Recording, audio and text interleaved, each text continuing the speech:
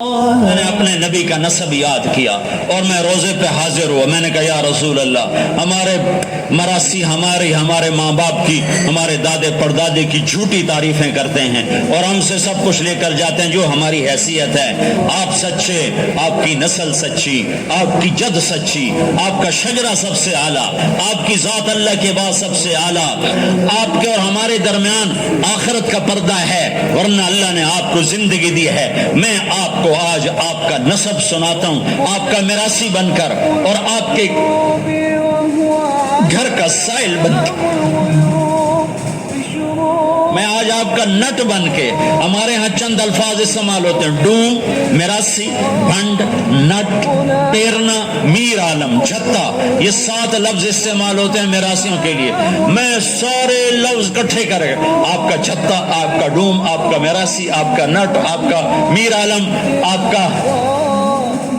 آپ کی تعریف کرنے، آپ کے پیو دادے کی تعریف کرنے آپ کے در پر حاضر۔ آپ کا پیرنا، یہ ہمارے ہاں 7 نام ہوتے ہیں۔ میں نے کہا الصلاۃ والسلام علیک یا رسول اللہ بن عبداللہ بن عبد المطلب بن ہاشم بن عبد مناف بن قصی بن کلاب بن مرہ بن کعب بن لوی بن غالب بن فہر بن مالک بن نضر بن کنانہ بن خزیمہ بن مدرکہ بن الیاس بن مدر بن نزار بن معد بن عدنان بن اود بن حمیسہ بن سلامان بن عوس بن بول بن قموال بن عبی بن عظام بن ناشد بن حزا بن بلداس بن یدلاف بن طابق بن جاحم بن ناحش بن ماخی بن عیفی بن عبقر بن عبید بن الدعاء بن حمدان بن سنبر بن یثربی بن یحزن بن یلحن بن ارعوى بن عیدی بن زیشان بن عیسر بن اقناد بن ایہام بن مقصر بن ناحد بن زار بن سمی بن مزی بن عوض بن عرام بن قیدار بن اسماعیل بن ابراہیم بن آذر بن ناحور بن سروج بن رعو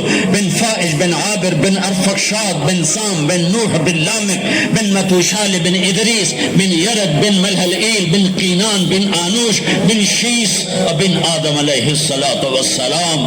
اگر بنی ہاشم دی خیر، یوں تو کر نہیں سکا کہ شرطے کھڑے ہوتے ہیں، تو میں نے دل ہی دل میں کہا بنی ہاشم دے دیر سلامت، حسن حسین دے دیر سلامت، علی جعفر دے دیر سلامت، قاسم عبداللہ دے دیر سلامت۔ میں نے پورا مراسی، اور میں اتنا رویا کہ میرا رواں آنکھ بن گیا اور آنسو۔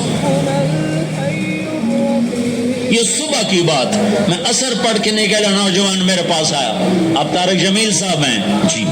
کیسے پہچانا تم نے؟ کہاں کے ہو؟ کہا میں ساؤتھ افریقہ کا ہوں۔